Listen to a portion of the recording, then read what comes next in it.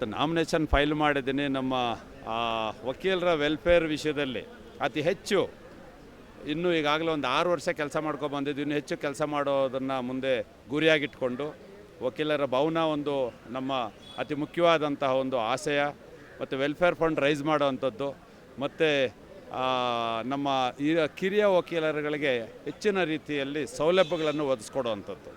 ಈ ನಿಟ್ಟಿನಲ್ಲಿ ಸ್ಟಾಂಪ್ನಿಗಾಗಲೇ ನಾವು ನಂಬರ್ ಕೊಡೋದ್ರ ಮುಖಾಂತರ ನಾವು ಹೇಳಿದಂಥ ಒಂದು ಆಶೆಯನ್ನು ಪೂರೈಸಿದ್ದೀವಿ.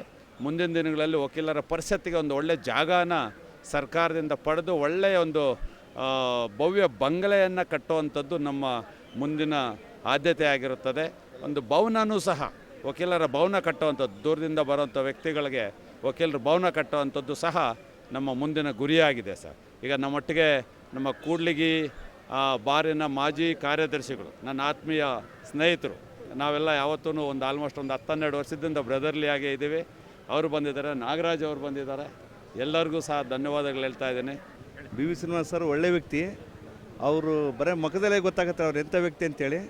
ಅವರು ಹೋದ ಸರಿ ಹೆಂಗಿದ್ದಿದ್ರು 10ನೇ ಪ್ಲೇಸ್ ಒಳಗೆ ಈ ಸರಿ ಸತೆಗೆ ಎಲ್ಲ ಕಡೆಗೆ ನಾವು ಸಪೋರ್ಟ್ ಮಾಡಿ ಗೆಲ್ಲಿಸ್ತೀವಿ ಅಂತ ನಾವು ಎಲ್ಲ ವಕೀಲರ ಮುಖಾಂತರ ನಾನು ಹೇಳ್ತೀನಿ. ಸಮಸ್ಯೆಗಳಿಗಾಗಿರ್ಬೋದು, ನಮ್ಮ ವಕೀಲರ ಕಟ್ಟಡ ಅಥವಾ ನ್ಯಾಯಾಲಯಗಳ ಹೆಚ್ಚುವರಿ ನ್ಯಾಯಾಲಯಕ್ಕಾಗಲಿ ಅವರು ನಮ್ಮ ಜೊತೆಗಿದ್ದು ಯಾವತ್ತೂ ಸ್ಪಂದಿಸಿದ್ದಾರೆ.